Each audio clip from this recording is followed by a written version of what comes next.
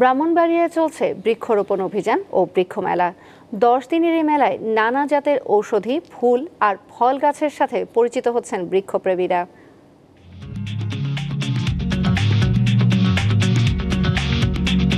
এটি ক্যান্সার প্রতিরোধী করসল গাছ। গবেষকদের মতে নিয়মিত এই গাছের ফল খেলে রোগ প্রতিরোধ ক্ষমতা বাড়ে। করসল গাছটি বৃক্ষ মেলার মূল আকর্ষণ। করসল গাছ মেলায় অনেক চাহিদা, আর কারখানা নাই। আমরা ঢাকা থেকে সংগ্রহ করছি পরিশ্রম করে। গাছটা ক্যান্সারের লাগে খুবই ভালো। যেন চারপাশে আলো ছড়াচ্ছে এই রঙিন ক্যাকটাসের দল। কোথাও দাঁড়িয়ে আছে নানা রঙের ফুল গাছ, কোথাও গাছে ঝুলছে দুষ্প্রাপ্য বিদেশি ফল।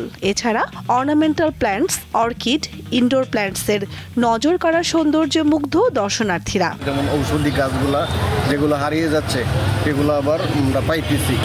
আমি একটা আম গাছ, একটা কাঁঠাল গাছ নিতে আসছি। ক্যাকটাস গাছ কিনতে এসেছি এখানে।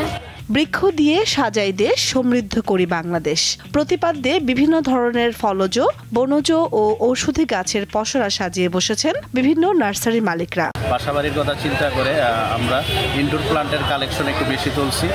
এটার দাম হলো আপনার 600 টাকা। বন বিভাগের আয়োজনে ব্রাহ্মণবাড়িয়া শহরের বঙ্গবন্ধু স্কয়ারে বসেছে 10 দিনের এই বৃক্ষ মেলা। অর্নামেন্টাল ট্রি, তারপর ফলের কাটিং, তারপর কলম, চাহিদা মানুষের চাহিদা অনুযায়ী বিভিন্ন জাতের ফল ফলাদি গাছ পাওয়া যাবে। গাছের পাশাপাশি মেলায় উঠেছে প্রাকৃতিক মধু, বাদাম ও তেল। বন বিভাগের আয়োজনে এই মেলা শুরু হয়েছে 9 জুলাই, চলবে 18 জুলাই পর্যন্ত। দীপ্ত, বার্তা কক্ষ।